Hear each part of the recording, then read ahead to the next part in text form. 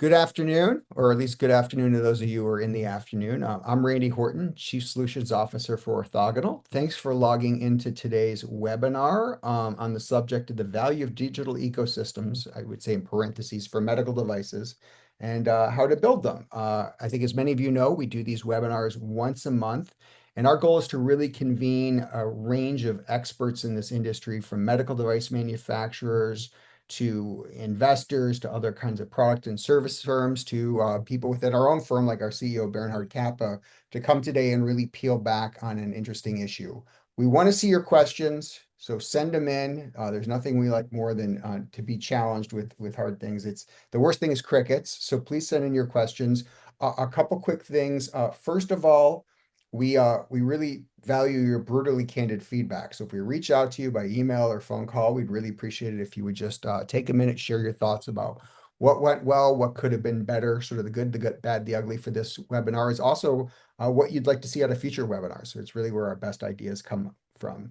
Second thing, we did not bring you here to sell you. We are not going to be talking about orthogonal case studies for an hour, but people think it's a little weird if they come and they have no idea who we are. So very briefly, Orthogonal is a medical device software consulting firm. We got into this business to accelerate patient outcomes faster. The way we do that is by helping companies building medical device software, sort of connected software, cloud, mobile, AI, ML integrations, EHR integrations, those kinds of things. Take the best of modern product management and software engineering tools and techniques and fuse them in a really thoughtful way with MedTech's focus on safety and effectiveness. So not only can we build better, more powerful devices, they're more effective than ever before, but we can also fundamentally raise the bar on safety and effectiveness. And what we've seen is that by applying these methods, we're seeing right now 2 to 3x returns on productivity, speed, quality. And we think given all the interesting changes going on in software these days, that's just going to be going up, and expect that to be going up in the coming years. So if you have any questions about that, feel free to contact us. I'll also let our other panelist who I'm about to introduce tell you about herself, her organization, and when you might want to call her. So I think with that, why don't we start? So we'll do introductions. Jenny, who are you? Why are Hey, you here? What do you hi. do? So great to see you again. I How do you love keep your these jacket so chats. white? Oh, yes, all those dry cleaner bills. So great to see you, and just always love these touch points. You're always teaching me new things, and I think that's what I love about my job is I'm always learning. I'm just so curious, and then obviously translating that into investing and helping our LPs make money while at the same time bringing products to market that are going to help save hundreds of lives. So, hi everybody, I'm Jenny Barba, co-founder of Features Capital. Features Capital is an early stage medtech fund. We invest at the first in human clinical stage or first in revenue stage. Really, our claim to fame is we love supporting founders and entrepreneurs even before they're ready for an investment. So we spend a lot of time with different innovation ecosystems across the country and really looking for that radically innovative technology that's going to be transformative in how physicians, hospital systems, um, at-home healthcare, as well as patient-driven healthcare is going to change. And we love to see companies and back companies that are going to be the drivers of that change. So that's a little bit about Features Capital. Very good. Thank you very much. Well, you can get into it more. You can pitch a little bit about when it's appropriate for people to call as we go on, by all means. We do have a website where just to, if founders are interested or at a stage where they're looking for investors, it's featuresvc.co, and we have an application page for founders. So Excellent. happy to connect founders. I also have to say this, and my apologies to everybody else who didn't go to Michigan, but Jenny is also a fellow Michigan alum, which just shoots her right to the top. And I do apologize to everybody else who's sick of insufferable Wolverines. We are. Go Uh, Blue. I was gonna bring it up. I'll let you bring it up. yeah, So yeah, good. Good. We'll talk about our favorite Zingerman sandwiches later.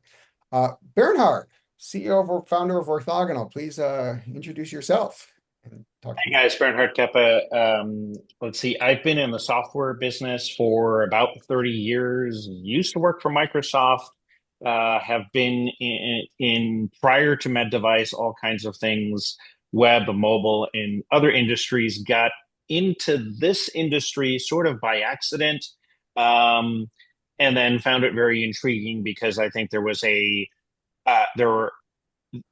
a mismatch at the time. This was about 15 years ago, between what was possible with digital and with software and modern techniques and where the industry was. So, my kind of mission has been to bring modern techniques in, writing books about agile when medical device doesn't do agile. How do we do bring your own device, mobile applications that connect into insulin pumps and CGMs, and before that,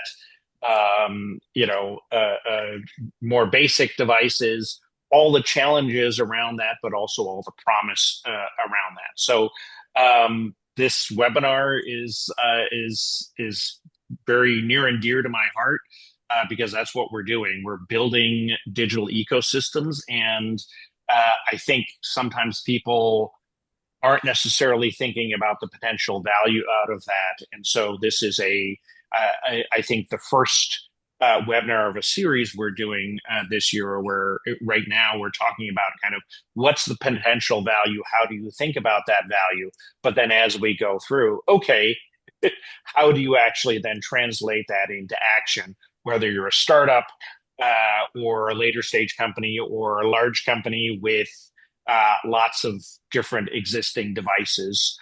How can you use that, and how can you translate that strategy into action efficiently, so you can create and capture that value and improve those patient outcomes faster. All right. So let me start by asking you both. Let's try and time cap this to a minute apiece, because I know we got a lot of stuff to cover. What do you define as an ecosystem? Why does a patient care about an ecosystem, and why should a, a C-level executive or an investor care about an ecosystem for a medical device? Bernard, you go first because I love your definition. Okay. Yeah. So I think, it depends upon your point of view, but really the way we're mostly thinking about it is you've got a device, it's potentially connected. What are all of the things around that could be digital or are digital, that can create value throughout the product life cycle for your company, for your patients, et cetera. So that's typically, mobile apps, or Wi-Fi connected or Bluetooth connected devices, cloud backends, services, potentially third-party data and other things that could be connected. All of that is part of the ecosystem. The other way to look at it is there are ecosystems that exist already around the mobile phone that is in a patient's hands, and everything that they are doing within their lives. How does what you're doing fit into those ecosystems, or for a hospital, et cetera, et cetera? So it's sort of, don't think of it as one ecosystem. Think of it as potentially the interplay of different ecosystems that you are either creating or that you are becoming a part of. Yeah, I love this topic because oftentimes in venture land or founder land, we say ecosystems as in innovation hubs or maybe centered around a university or a research hospital, and the ecosystems that are being built to support MedTech founders, health tech founders, from the pre-seed and product ideation all the way to commercialization strategy. So there's all these networks that we're seeing from an investor lens.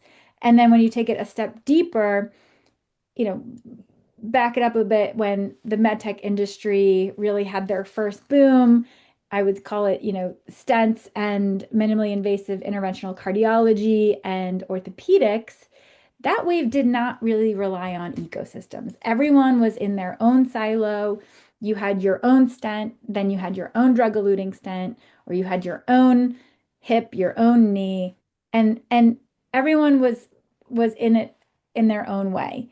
Now, what we're seeing when you're thinking about like the technology, there's never been a better time for this convergence that's happening between big tech and med tech, where as we look at the future of companies that are going to be on the market of, you know, massive, mega, multi-billion dollar markets, the technologies we're seeing now that are going to be on the market in 5 years, um, they never would have existed if it weren't for this ecosystem convergence between tech, big tech, healthcare, and med tech, because of the rapid pace of innovation that's happening, that's now in the, I would say, the are still the early innings in regards to some of these technologies that are being discovered in medtech incubators. So, for example, one of our portfolio companies, Resonant Link Medical, they are the number one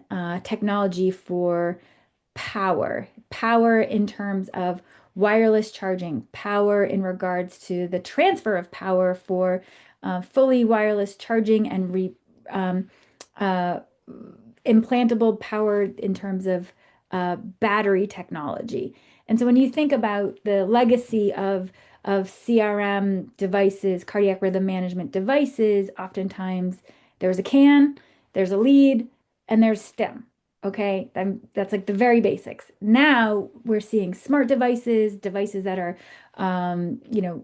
fully circular in terms of some of the stim devices, where they're diagnosing and treating or anticipating.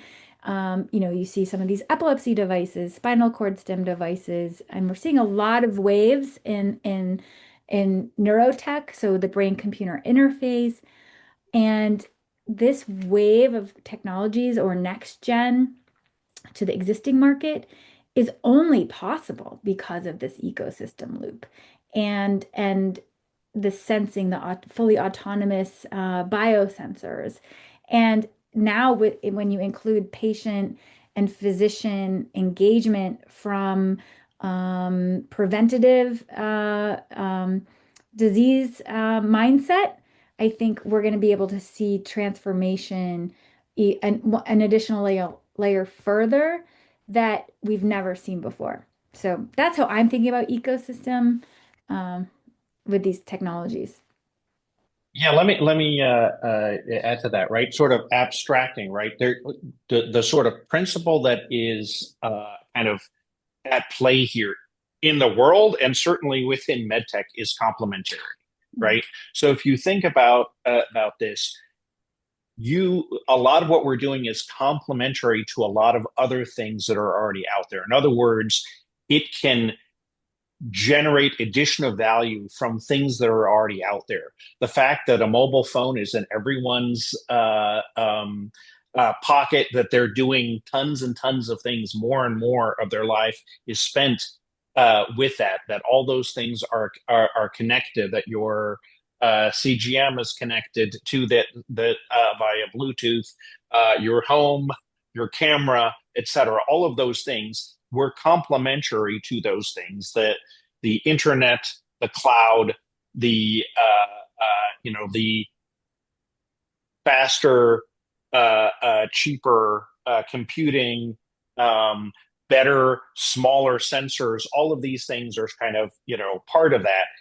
Everything that Jenny has talked about in terms of in terms of engagement, in terms of the ways you can now connect all these things and get data out of that, you're complementary to that, which means you can generate value faster and distribute what you're doing faster as well. That's really the power of the modern, you know, connected world that we are in, and it applies to healthcare as much as it does to anything else. So let me ask a couple questions on this.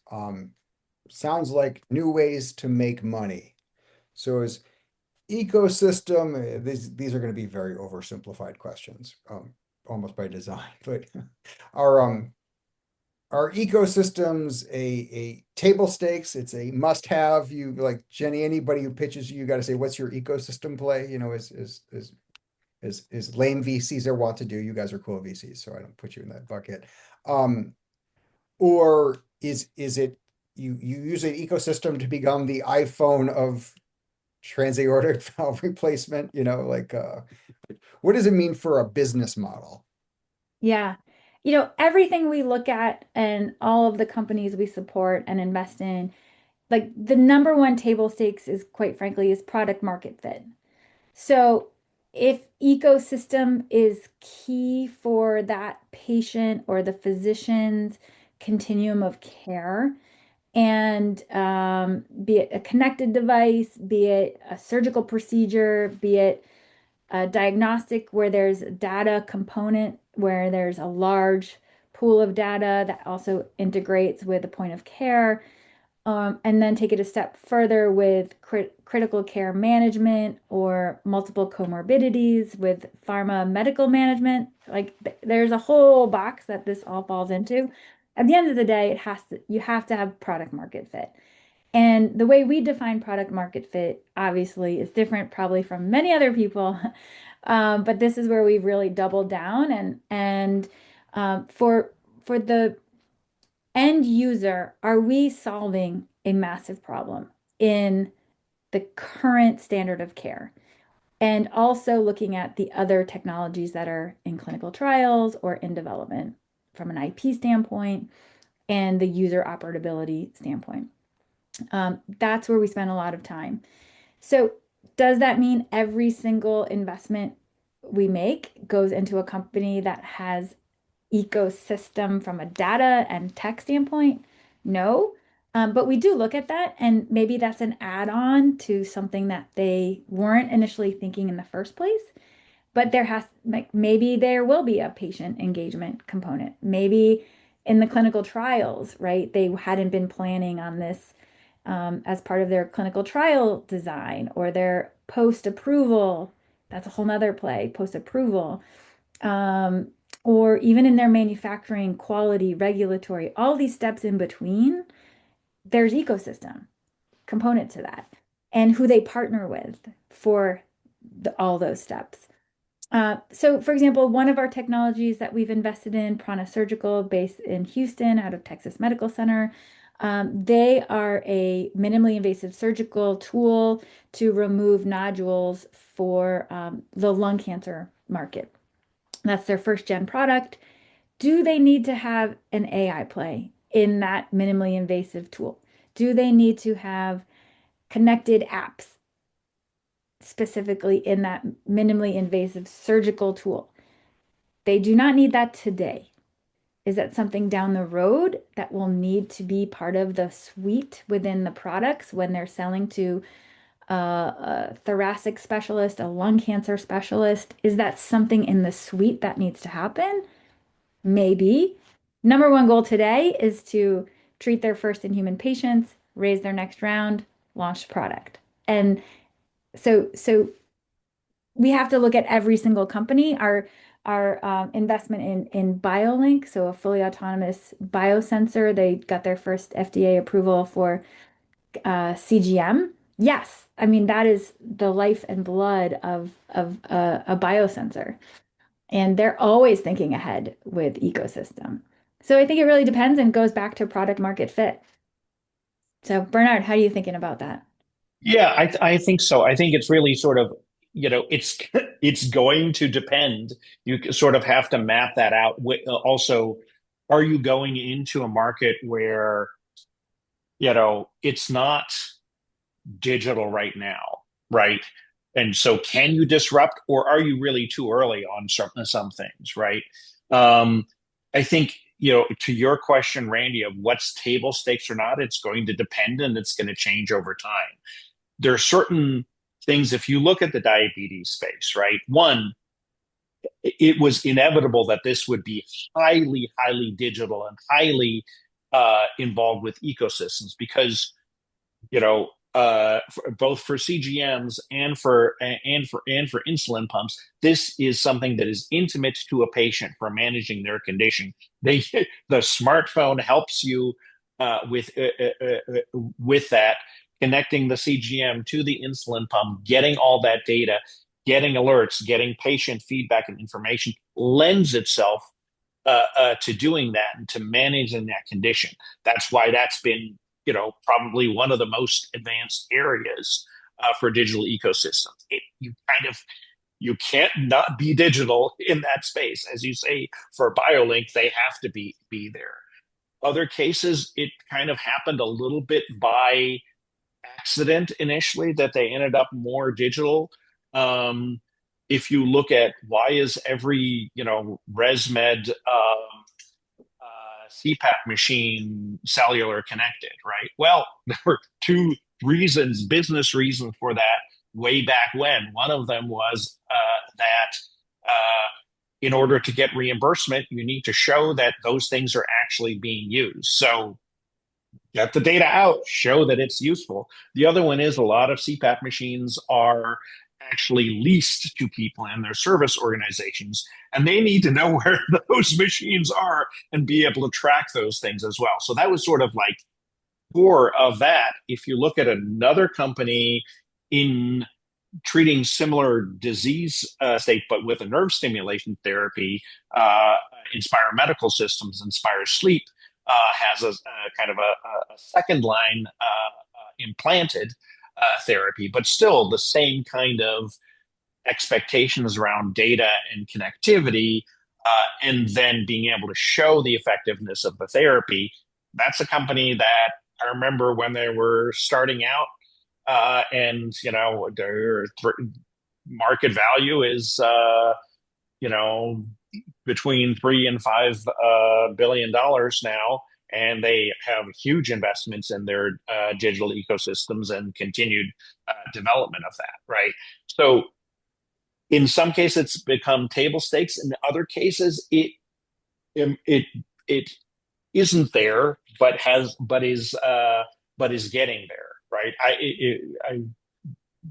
I'll stop now, but I've got a couple on where it's going for areas like surgical specialties. Right, that is something that was not where digital ecosystems were heavily playing, and now that's becoming table stakes and certainly competitive advantage or disadvantage for folks who aren't playing in that. I mean, Bernard, to that point, like, don't you feel like this next wave and the future of medical school students and residents and fellows, this is what they're learning as they're coming into the market as physicians and surgeons. And so I think they're going to demand it because they're going to see how it creates efficiencies for them as providers and the health systems are going to see efficiencies with costs and increasing access. And I think once that becomes the norm, we're going to see it across the different subsets. And I think surgical suite is also prime. We see a ton of deals where there's a lot of AI in surgical planning. There's AI in intraoperative, procedures, and who's going to be the winner. I think there's going to be a lot of players who will be selling. Initially, the business model is they're trying to sell to physicians and health systems. I think at the end of the day, it's a B2B play for a lot of these because it's just so hard for these health systems and to determine, okay, who is the winner and why would we onboard this AI surgical planner versus another AI surgical planner. So I think from that standpoint, as a founder in this space, really understanding the product market fit. Who is the who is going to be the customer? What's the demand? What problem are they trying to solve? And how are they going to win versus, what could also be coming down the pipeline for other AI surgical planning suites, right? And is that a Yeah, must yeah. have? Is that going to just end up being a commodity and everyone just has it? What really is the game changer in getting patients either preventing the disease in the first place or getting something to be minimally invasive same day procedure out of the hospital, saving costs, improving outcomes? Yeah, I think that so if we take that space, right, what have all the large players been doing? Well, they've heavily invested in surgical robots, building them, buying companies that did surgical robots. That was a wave of acquisitions 5, 10 years ago, and that's proven really successful. For Stryker, for various other people in the market. And then, oh, let's do surgical planning tools as the next thing. And a lot of it has been acquisition and not necessarily connecting all of these things, right?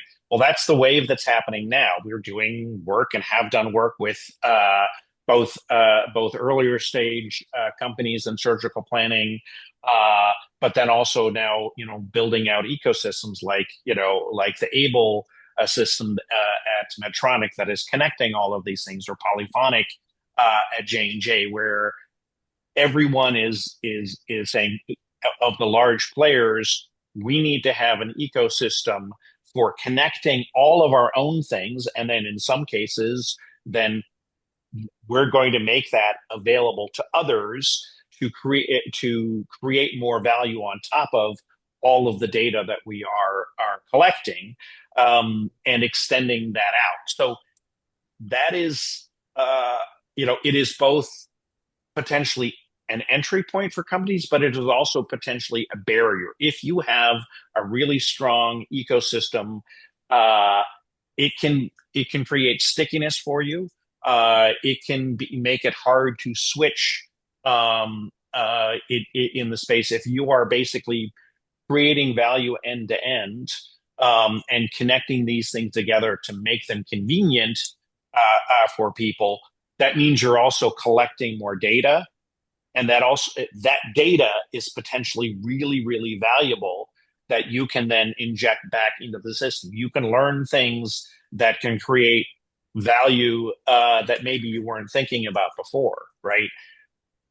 There's probably data that you can, or I know there is data that you can use to sort of say which surgical technique is better, what is going to be a better outcome, things that you can use also for your patients, throughout the life cycle, for the rehab, for before surgery, things you can use, data that you can use potentially for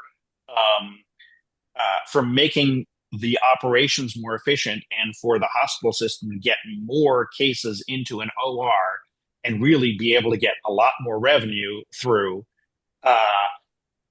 All of that is potential value creation if you have an ecosystem.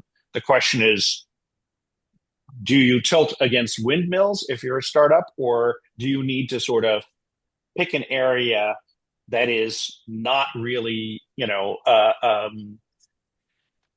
fully exploited, or do you fit into a niche in that ecosystem, or be a part of it, or make that ecosystem better and faster, the existing ecosystems, right?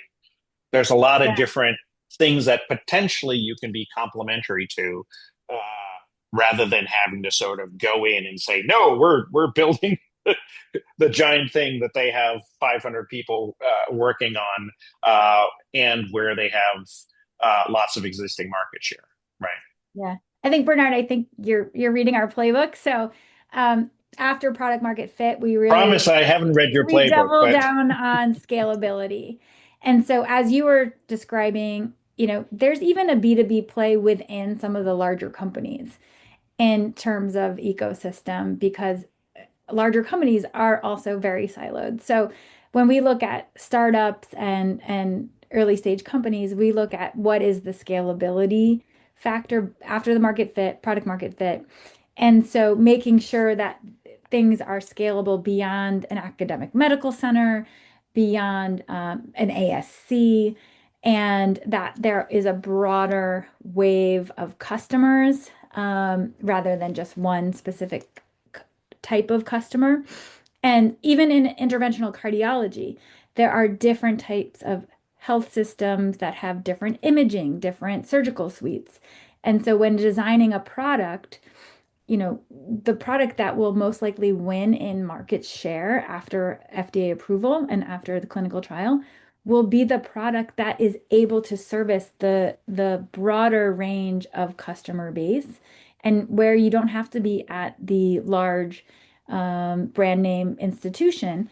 And robots are the perfect example where if it takes $1 million to buy a robot and you need $2 million from the health system to build out the room for the robot, plus then you need to recruit the hardcore, incredible surgeons, robotic surgeons, like before you know it, you're all in like many millions of dollars.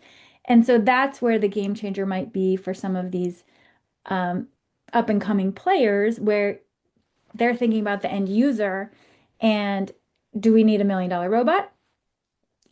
It depends, right? It depends, going back to your point. So, Or um, $1 million robot, but it can work inside your Yeah, existing OR you can suite. It's a potentially $50,000 enhancement. yeah, I'm on the board reseg of think a about hospital. resegmenting the market in different ways, right? Yeah. Yeah, Mhm. I'm on the board of a hospital and we're building out a fourth OR right now. And so just the time in and the cost of not only the construction, but the workarounds to keeping the three other ORs in play while we're building out the fourth OR. So all of the factors that go into the decision-making process for these products that the engineers and founders are designing.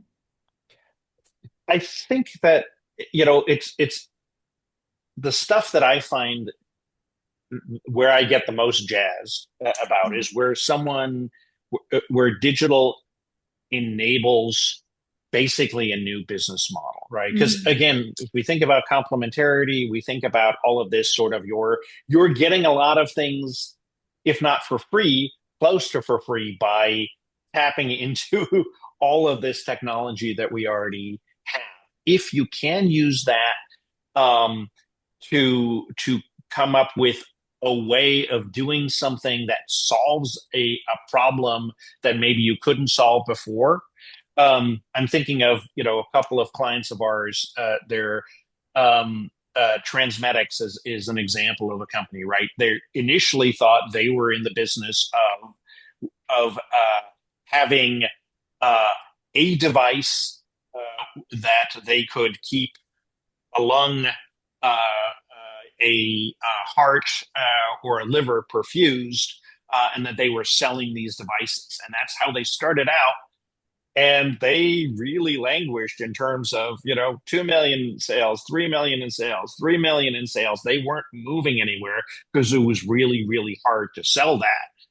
When they said, and their market was saying, "Hey, can you just take care of all of this? Can you actually do this? can you can you harvest the organs, transport the organs, get them to where they need to go?" Once they got into that business, they grew.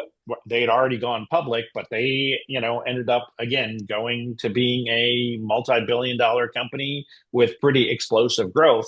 And for that, they needed to build out an ecosystem. In fact, they actually needed to build out a giant, logistics system. They bought an airline, all of those things, because again, this was all about building a new business model, right? There's a company where we work with, Australis, that is taking really what was originally existing technology for nerve stimulation, um, for a type of urinary incontinence. Right, been out there for a while. We worked on a startup that then got sold to Medtronic. Did work with Medtronic for this. All of the work was happening inside.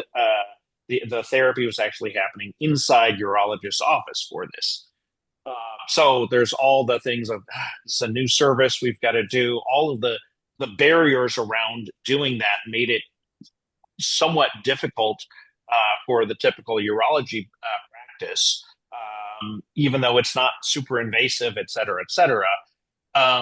And what a company like Australis is looking at here is we can do this at home.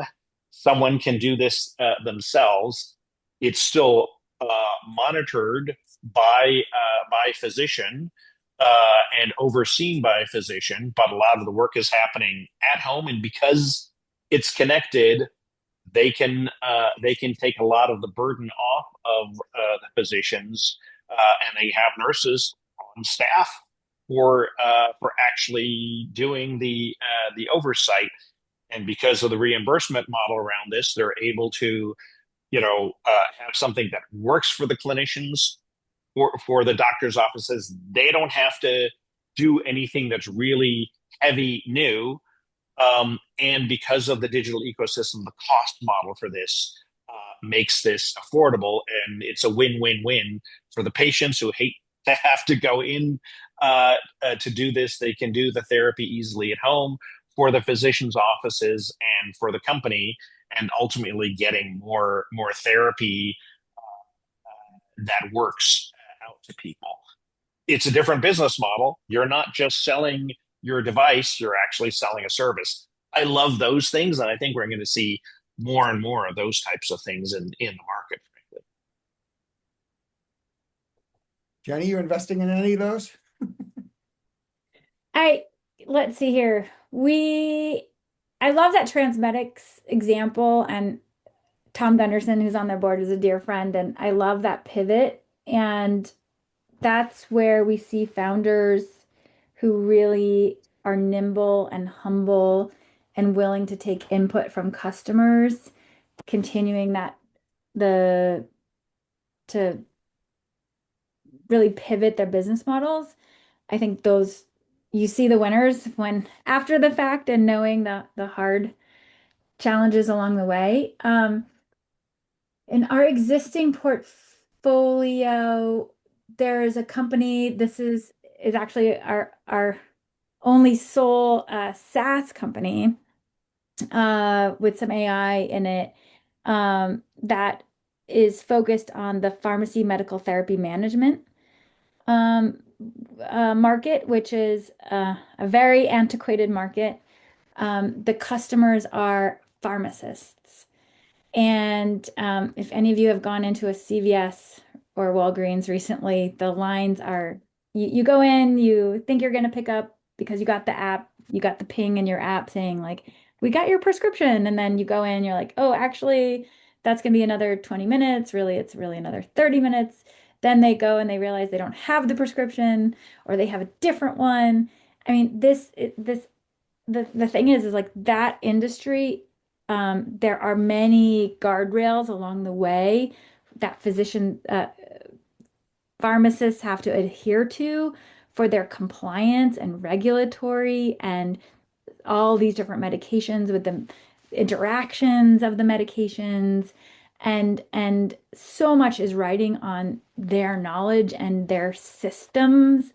And so this company, Aprexis, they're really the back end to supporting the pharmacist. So they're not relying on a physician to oversee everything and make the decisions. It's really within the systems.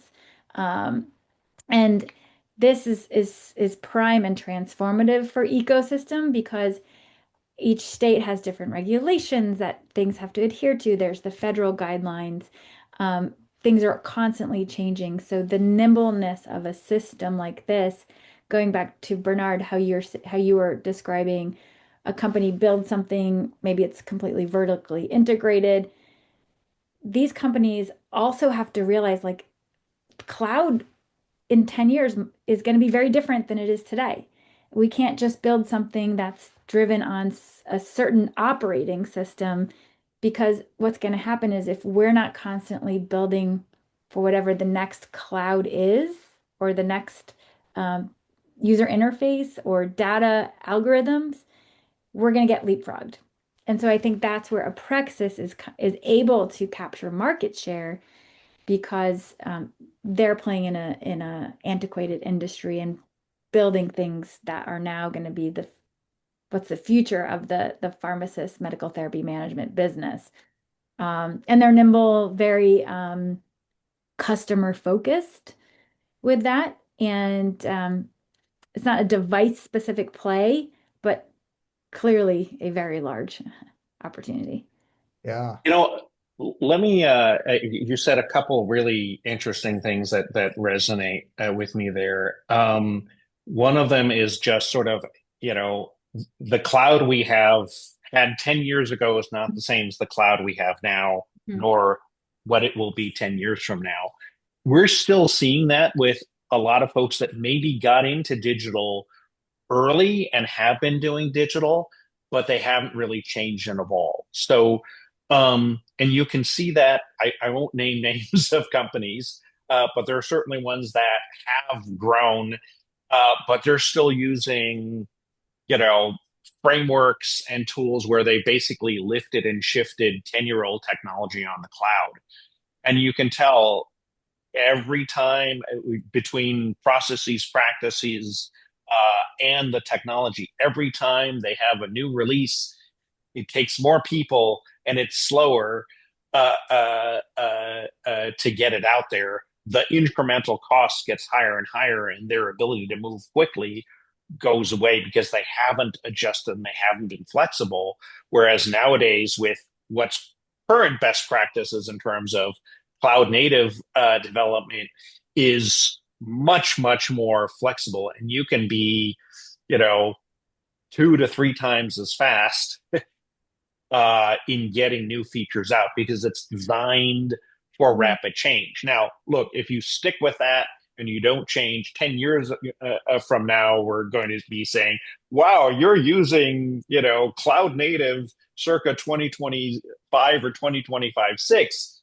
You're really antiquated. You just have to, you know, you have to adjust and move forward with the times. Otherwise, you're going to get left behind on that kind of stuff. Mhm. So I think that's a, you know, we've seen that a lot. We see that especially with larger players. We don't see it with you know, with new startups unless they have the wrong CTO or something like that. You know, that's why I'm always like, for our customers, that's one of the keys is, are they willing to, and do they see the value of kind of what is possible with modern cloud native with the best practices, because that really sets them up for success I later will on. say on occasion, we do see a brand new legacy system. That's true, we do. On But we're occasion. also often called in to basically, you know, go deal with the fact that everything is slowing down and they're not able to move fast enough, and you know, very often there's a whole host of reasons why that is for company, but they're sort of holding on to technology choices from 10 years ago is one of those. So Do So you we have guys two get brought questions. in to do audits of technologies? yeah, Okay. we do for sure. Um, yep, and we're brutally honest when it comes to that. So Uh-huh. Sometimes it's a rather unfortunate situation to be in, because you're getting paid to tell somebody how ugly their baby is and where it's ugly. Sometimes it's pretty good. Um, Two questions from the audience because we're at a quarter two, and I want to make sure we get a couple in. And I would say both of these, I'll paraphrase them. We'll do one at a time, but they're both under the guise of, yeah, that's all great, but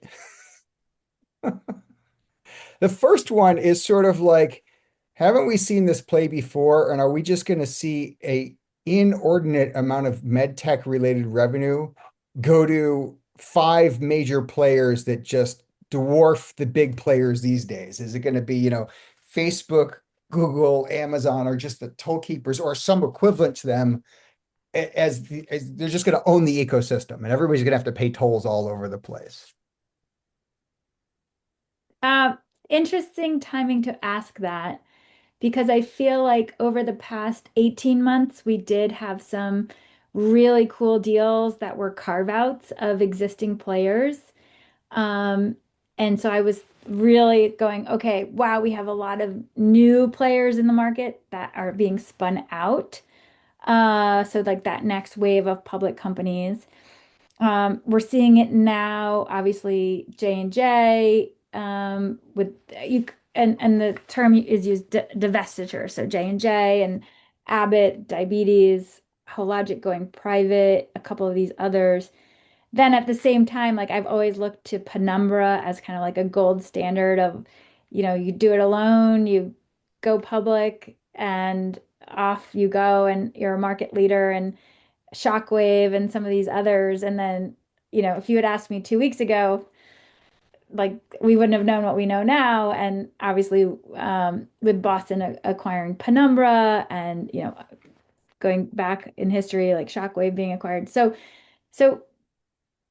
to answer your question, is it only going to be the big conglomerates? There will always be the big conglomerates. There will always be the up and comer middle market companies that are going public and then they're doing add-ons, right? They're doing acquisitions. So I think this wave over the past 15, 20 years, like we'll continue to have this.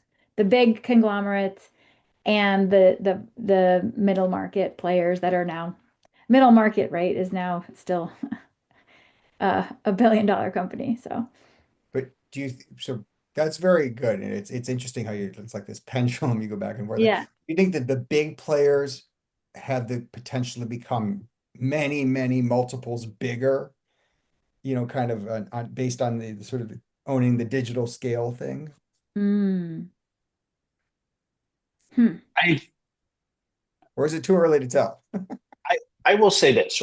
So if you think about the advantages that a the let's just say tech has, right? And we were worried about, you know, Apple and Google and Amazon, et cetera, are going to take over medical device, and they're going to be basically the companies that do this, right? That was a big concern I heard from folks 10 years ago.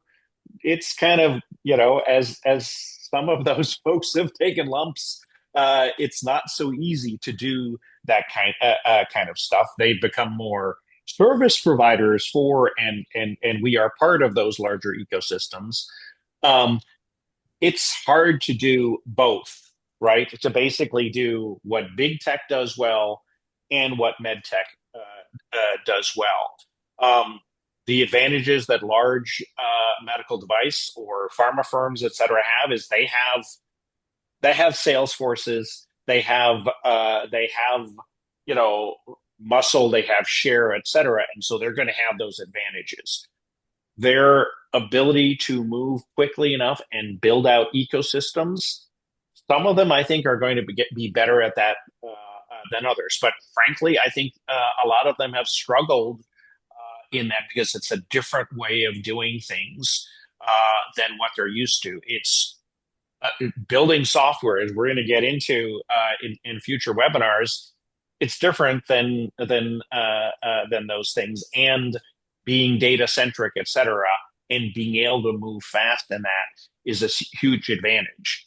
Are you more likely to go sell to someone who has a large field sales force and be acquired by a Medtronic or a Boston, or et cetera, rather than go public? Yes, but some of them are going to get into niches and be able to build things out because there are going to be more new niches and more, frankly, white space because everyone who's an incumbent is going to be facing pressures because we just can't keep doing break fix, do it in the hospital kind of stuff and keep the population, healthy or less sick if we do that. If you look at all of what's happened to the health of the country, that is not financially sustainable for us. So there's going to be new players, new white spaces opening up, and frankly, complementarity is going to play a big role if you can move fast enough in some of these areas. Jenny, what do you think?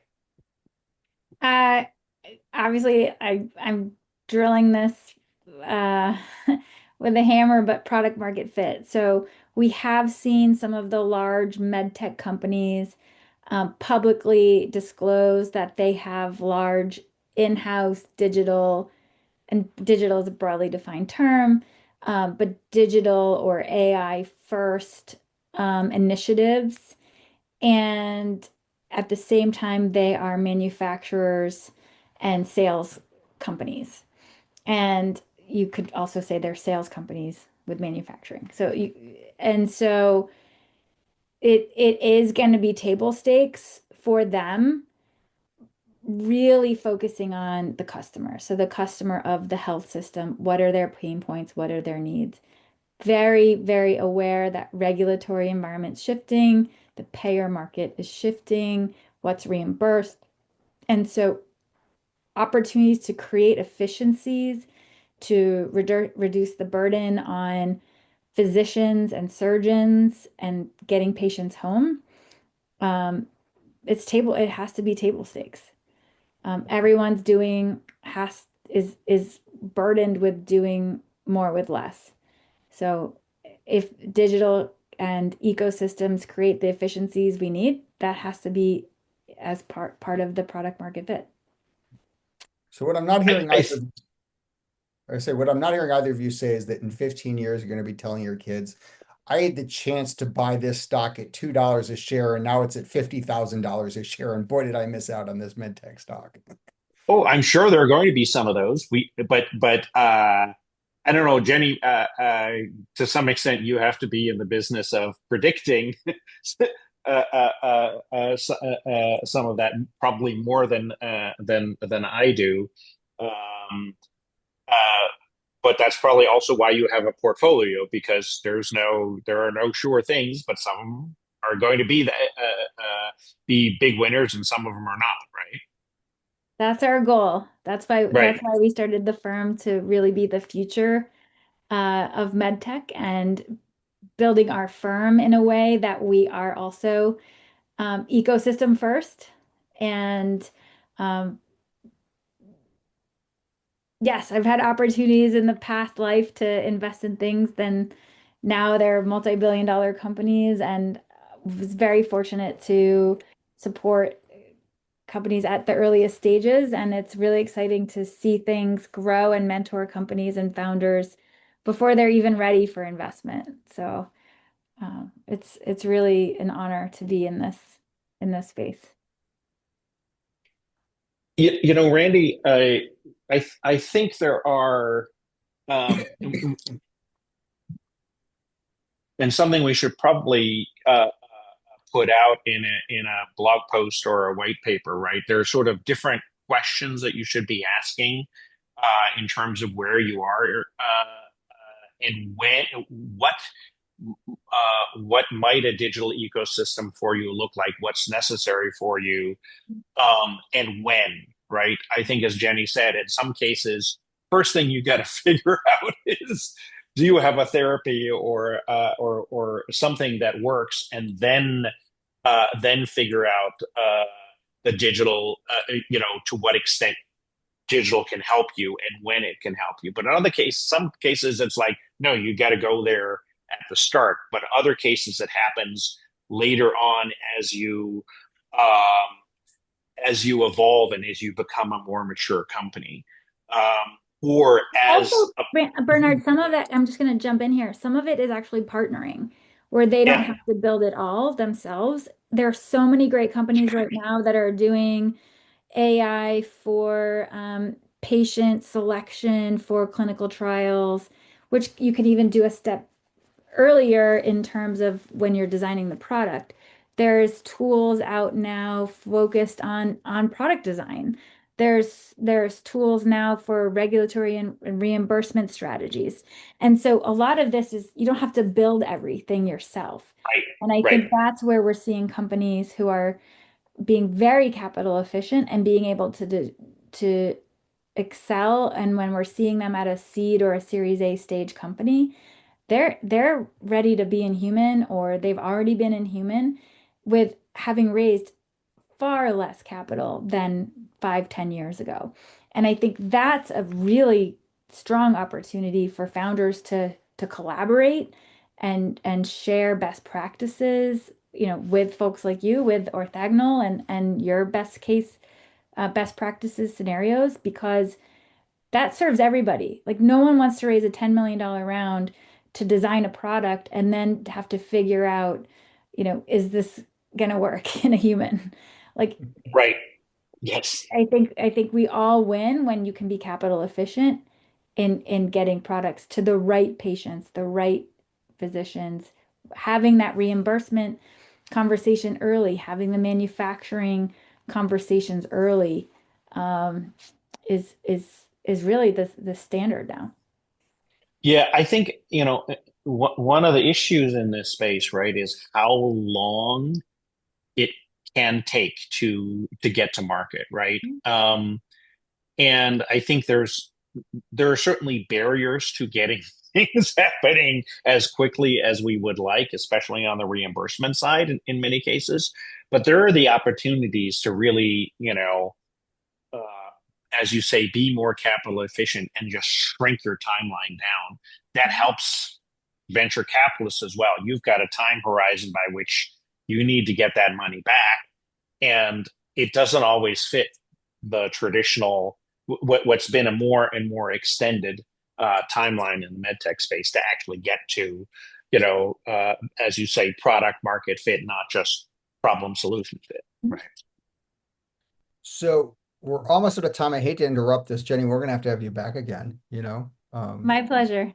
It's been great. Thank you very much. I'll ask each of you for a couple quick takeaways. And first I will I'll give the the note, as Bernhard said, this is the beginning of a series we'll be doing over 2026. Ecosystems are the official word of the year, or one of them at least. So we will be back. Send us your thoughts. And with that, I'm going to ask you each, Bernhard, if you could go first, 2 or 3 takeaways for people, key points. If you remember nothing else, remember.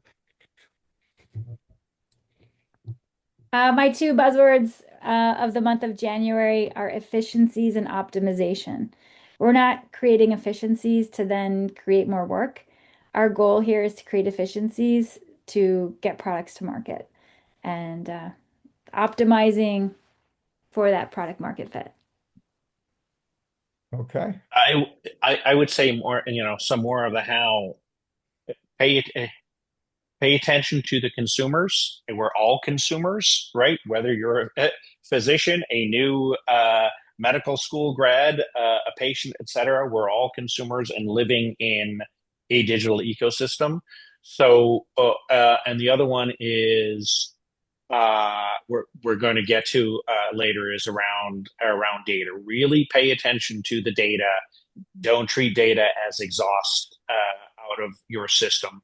Think about it and design that in, whether it's your own data or other data that you could potentially be generating, capturing. That is one of the key parts of a digital ecosystem. All things you can do on top of that with the data. Don't throw it away. And I'll add my one quick point, which is I think it's amazing when you start thinking about it, how much we truly are surrounded by ecosystems and so many different flavors of them, Bernard, to your point, all at the same time. So keep a log for yourself every time you notice you're part of an ecosystem for something, because it can only help expand your thinking about all the ways that you might be able to apply that in medtech, whether or not the ecosystems you notice are medtech or not.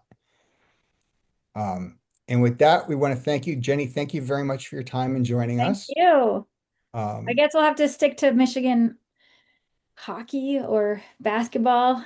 I think Michigan hockey right now is rather than football and other things. I I could was say going to say, some stuff don't about that. talk to me about Michigan. I thought we were done with college applications, but my daughter insists. My high school senior insists. No, I have to apply to Michigan, and that deadline is coming up on February 1st. So, I actually, uh, I'll tell everybody quickly. I was at JPM last week, and I was in an event that was co-sponsored by the Yale Alumni Club. And the guy from the secretary of the Bay Area chapter of the Yale Alumni Club says, "Yeah, this startup has like 9 Yale alums." And I almost wanted to shout out, "You couldn't get anybody from Michigan," but I didn't. And then I went up to him afterwards, and he said, "I'm from Michigan. My parents went to Michigan. I'm hardcore maize and blue." So it's pretty funny. We're everywhere. Yeah, yeah, Good exactly. to see you guys. Thanks so all much. right, Thanks. Take take care. care. Thanks, everyone. Bye Bye. bye.